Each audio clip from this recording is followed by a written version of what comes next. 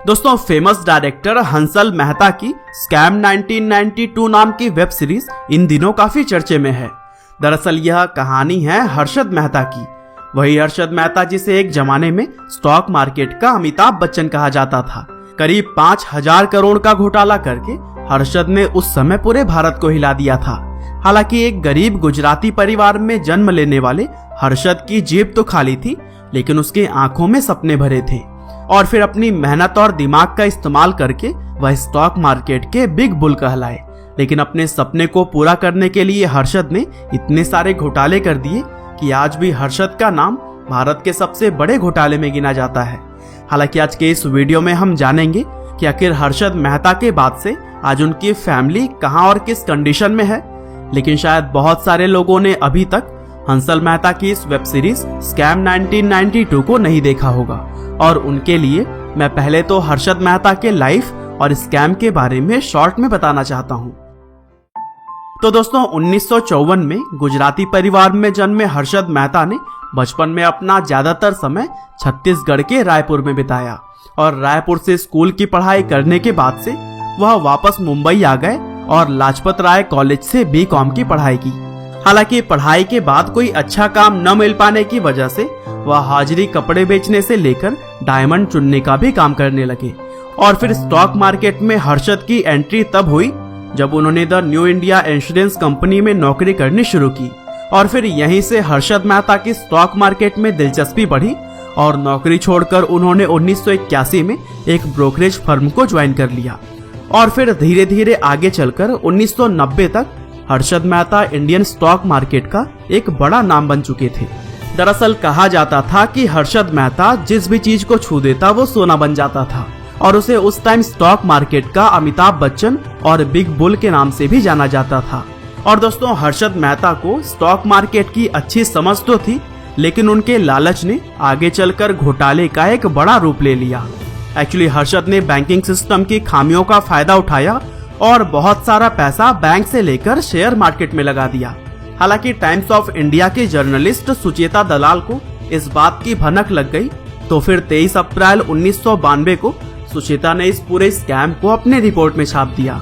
और फिर जब घोटाले सामने आने लगे, तब जिस तेजी से स्टॉक मार्केट उठा था उतनी ही तेजी से वह नीचे गिर गया, जिससे कि बहुत सारे हर्षद मेहता को फॉलो करने वाले लोग पूरी तरह से बर्बाद हो गए।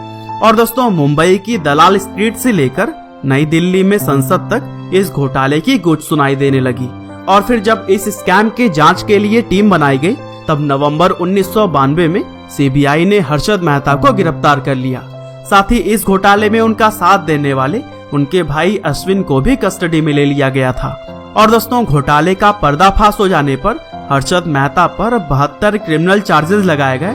साथ ही करीब 600 सिविल केसेस भी उनके खिलाफ फाइल किए गए। लेकिन 3 महीने बाद ही मेहता और उनके भाई जमानत पर रिहा कर दिए गए थे।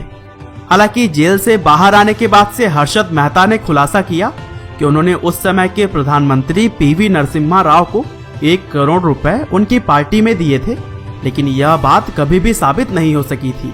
और फिर अक्टूबर 1997 में स्पेशल कोर्ट ने मेहता के खिलाफ सीबीआई के द्वारा लगाए गए 72 आरोपों में से 34 को मंजूरी दे दी, जिससे कि सितंबर 1999 में बॉम्बे हाई कोर्ट ने मेहता और 3 अन्य लोगों को 5 साल की सजा सुनाई। हालांकि एक बार फिर से उन्हें जमानत तो मिल गई थी, लेकिन दोबारा 2001 में किसी केस में हर्षद मेहता को गिरफ्तार कर लिया गया। और फिर आखिरकार 31 दिसंबर 2001 को 47 साल की उम्र में तिहाड़ जेल में हार्ट अटैक की वजह से हर्षद की मौत हो गई। लेकिन दोस्तों, चलिए अब हम बात कर लेते हैं वेब सीरीज के अंदर दिखाए गए हर्षद के फैमिली के बारे में, कि आखिर हर्षद मेहता के मौत के बाद से उनका क्या हुआ। तो दोस्तों, हर्षद की मौत के बाद से भी बहुत सारे केसेस उनकी फैमिली को लड़ना पड़ा। 27 साल की कानूनी लड़ाई के बाद आखिरकार टैक्स डिपार्टमेंट ने फरवरी 2019 में हर्षद मेहता, उनकी पत्नी ज्योति और भाई अश्विन पर लगे 2 करोड़ रुपए के टैक्स को माफ कर दिया।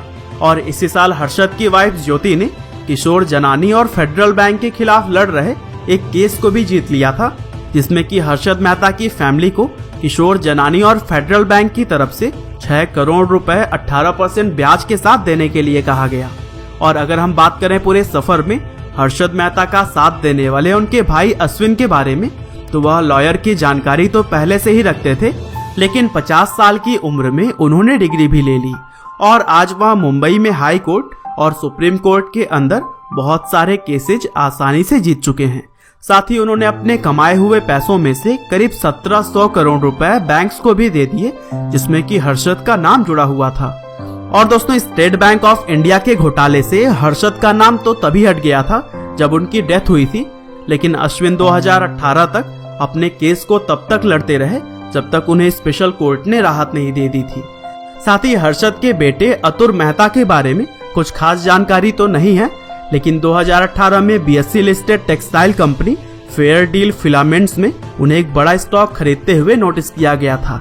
साथ ही कुछ सोर्स बताते हैं कि अतुर स्क्वायर ऑफ नाम की एक कंपनी के को फाउंडर और सीटीओ भी हैं।